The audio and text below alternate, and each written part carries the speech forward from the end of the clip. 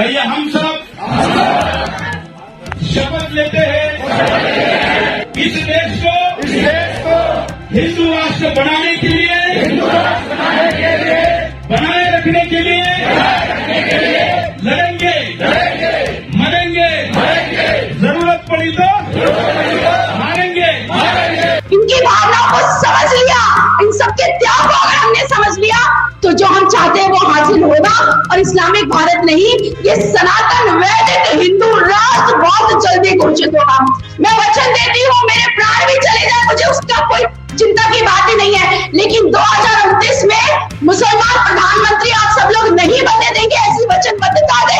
इनकी जनसंख्या को अगर खत्म करना है तो हम मारने को तैयार है, जेल में जाने को तैयार है। बात कहीं और से शुरू नहीं करते, प्रधानमंत्री नरेंद्र मोदी से ही शुरू करते हैं। पीएम मोदी विदेशी दौरा करते हैं और विदेशों में जाकर प्रधानमंत्री नरेंद्र मोदी जिस भारत की बात करते हैं उस भारत को शांति का देश बताते हैं, गांधी और बुद्ध का देश बताते हैं। पीएम मोदी कहते हैं भारत बुद्ध का देश है, युद्ध का देश नहीं। लेकिन अगर सच में ऐसा है तो फिर प्रधानमंत्री को बार बार ऐसा क्यों कहना पड़ता है? लेकिन सच में अगर ऐसा है तो फिर प्रधानमंत्री को बार बार ऐसा क्यों कहना पड़ता है? जब भारत शांति प्रिय देश है, युद्ध की बात नहीं बुद्ध की बात करता है, तो फिर अंतर्राष्ट्रीय मंचों पर जाकर आखिर पीएम मोदी को यह बार बार क्यों कहना पड़ता है? इसको समझने के लिए आपको ज्यादा मेहनत करने की जरूरत नहीं है। आखिर क्यों प्रधानमंत्री नरेंद्र मोदी को बार बार अंतर्राष्ट्रीय मंचों पर जाकर भारत एक शांति प्रिय देश है इस बात का यकीन दिलाना पड़ता है? इसके लिए अभी 2 दिन पहले उत्तराखंड के हरिद्वार में 3 दिन तक हुई धर्म संसद को देख लेना और सुन लेना भर काफी है।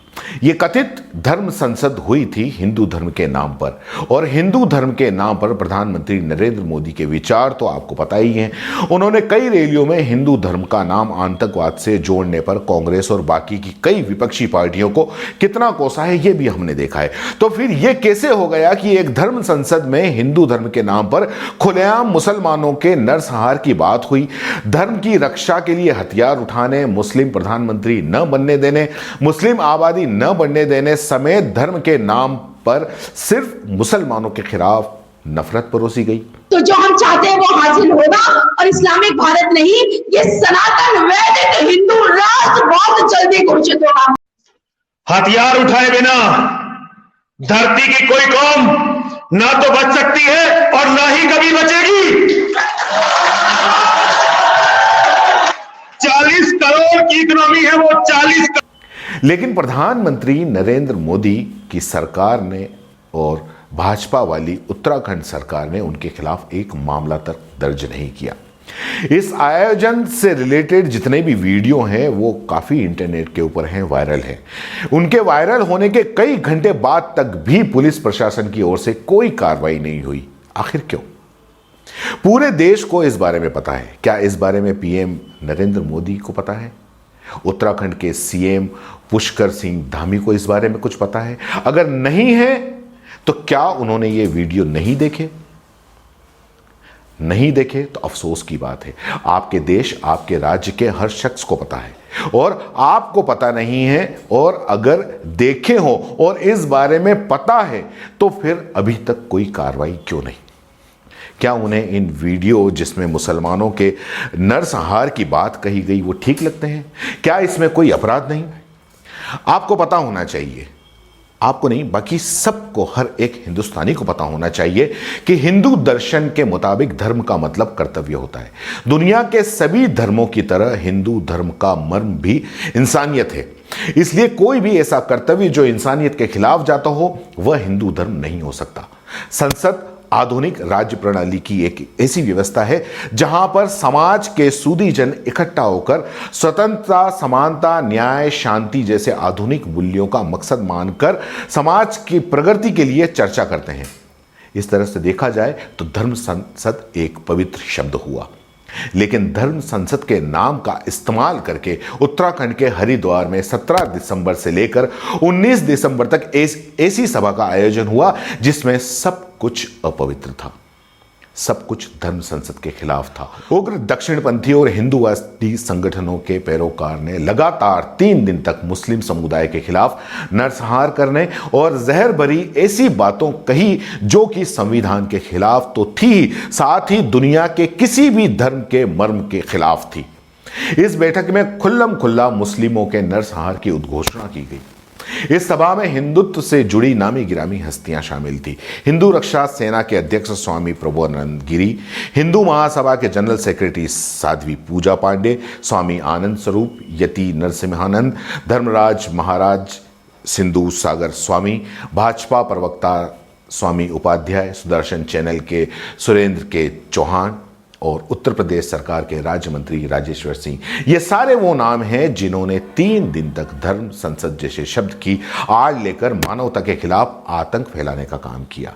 इन सभी नामों के साथ बड़ी बात यह है कि ये पहले भी खुल्लम खुल्ला समाज में मुस्लिम नफरत का कारोबार चला चुके हैं। इनके खिलाफ शिकायतें भी दर्ज है, लेकिन इन पर सरकार ने किसी तरह की कोई कार्रवाई नहीं की।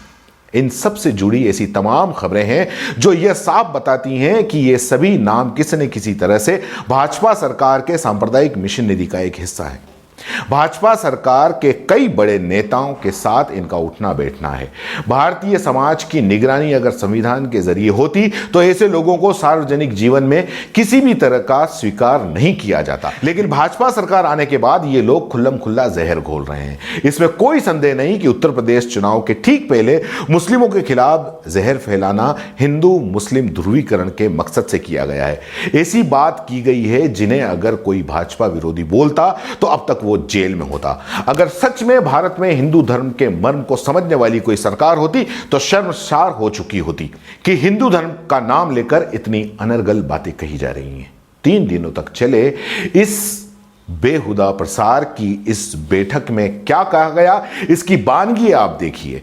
द किंड के मुताबिक निरंजनी अखाड़े के महामंडलेश्वर हिंदू महासभा के महासचिव अन्नपूर्णा मां ने कहा कि अगर आप उन्हें खत्म करना चाहते हैं तो उन्हें मार डालें।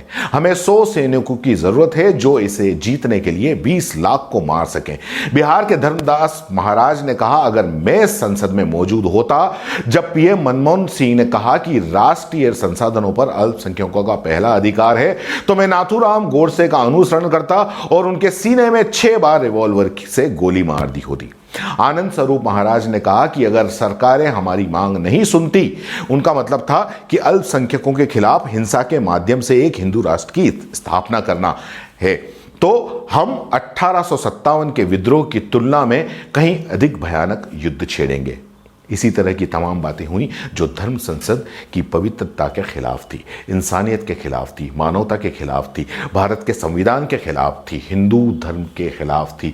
अगर धर्म संसद होती तो धर्म के विद्वान भौतिक दुनिया में दुखों पर बात करते, इंसान की निजी और सार्वजनिक जीवन की परेशानी की बात करते, दुखों से छुटकारा पाने पर बात करते, नैतिक प्रतिमान और जीवन शैली पर बात करते, धर्म की भूमिका पर बात करते, कैसे हिंदू धर्म के भीतर मौजूद एक बड़ा समुदाय बेतहाशा गरीबी में जी रहा है, जीवन के मकसद पर बात करते, सत्य पर बात करते, व्यक्ति के अस्तित्व की भूमिका पर बात करते, हिंदू धर्म की खामियों पर बात करते, मुस्लिम धर्म पर बात करते, तो हिंदू धर्म और मुस्लिम धर्म के साहचर्य पर बात करते, वैमनस्य भाव से रहित मुस्लिम धर्म की खामी पर बात करते, मुस्लिम धर्म के विद्वानों से बात करते। वो तमाम तरह की चर्चाएं होती जिसमें सहमति असहमति सब कुछ होती, लेकिन सबका मकसद इंसानियत को निखारना होता, ना कि बर्बाद करना। अगर कुछ ऐसा होता तो यह वाकई धर्म संसद कहलाता, धर्म संसद की पवित्रता को दर्शाता, भारतीय संस्कृति के उत्थान का मार्ग होता। लेकिन धर्म संसद के नाम पर जिस तरह का जहर घोला गया वो हिंदू धर्म के खिलाफ था। हिंदू धर्म का कोई भी प्रतिबद्ध उपासक अनुयायी ये नहीं कह सकता कि उसका धर्म दूसरे धर्म के लोगों के नरसंहार की वकालत करता है। इसलिए ऐसे आयोजन से इंसानियत, भारतीय संविधान, भारत की समरसता और सद्भावना की भावना तो शर्मसार होती ही है, लेकिन सबसे अधिक शर्मसार होता है हिंदू धर्म होता है। सोचिए, जिस तरह की धर्म संसद हरिद्वार में हुई वैसी धर्म संसद अगर मुस्लिम धर्म के नाम पर होती कहीं पर भी इस देश में, तो वहां क्या होता? इस तरह की भाषणबाजी होती तो क्या हुआ होता? कहर बर्पा कर दिया होता। भाजपा सरकार ने पूरे देश में जाने कितने धरने प्रदर्शन कर दिए होते, जाने कितनों को अभी तक यूएपीए लगाकर आतंकवादी बताकर जेलों में बंद कर दिया होता। ऐसे एक नहीं दर्जनों मामले हैं जब बयानों में हिंसा की कोई बात भी नहीं हुई, तब भी यूएपीए लगाकर लोगों को जेल में बंद कर दिया गया है, सिर्फ मुसलमानों के नाम पर, सिर्फ झूठी शिकायतों के नाम पर। कई मामले ऐसे हैं कि भाषणों में हिंसा तो दूर की बात है, संविधान की दुहाई दी जा रही थी, फिर भी यूएपीए की धाराएं लगाकर जेल में ठूंस दिया गया। एक रिपोर्टर, क्योंकि वो मुस्लिम था, उत्तर प्रदेश में भाजपा की सरकार थी और उसी प्रदेश में बलात्कार पीड़िता की मौत की कवरेज करने के लिए जा रहा था, उस पर यूएपीए की धारा लगाकर उसे जेल में ठूंस दिया गया। 1 साल से वो जेल में बंद है।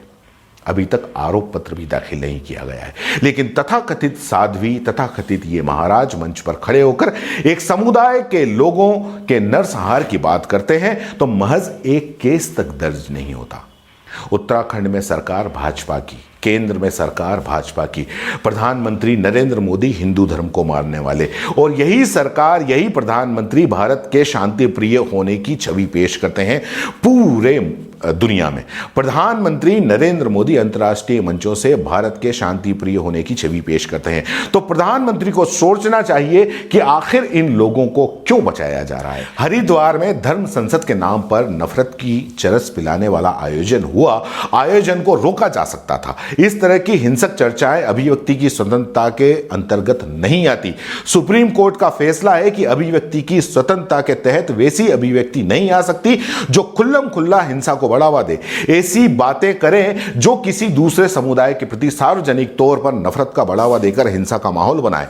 यहां पर तो सार्वजनिक तौर पर सभा और सोशल मीडिया के जरिए पूरे देश को सुनाया जा रहा है कि मुस्लिमों का नरसंहार कर दिया जाए। यह पहली ही नजर में अभिव्यक्ति की स्वतंत्रता के खिलाफ है, आपराधिक प्रवृत्ति का जीता जागता उदाहरण है। ऐसी बातों के लिए वक्ताओं को सीधे जेल भेज देना चाहिए, लेकिन अब तक ऐसा कुछ भी नहीं हुआ। सरकार अगर ऐसी व्यवस्था का नाम है जिसकी जिम्मेदारी लोक व्यवस्था को बनाए रखने की है, तो वह हरिद्वार में लगातार 3 दिन तक बोले गए जहरीले भाषणों पर चुप नहीं रह सकती। अगर वो चुप है, कुछ भी नहीं कर रहा है, तो कोई प्रतिक्रिया नहीं दे रहा है, तो इसका मतलब कि देश सरकार विहीन हो चला है और देश मुश्किल में है।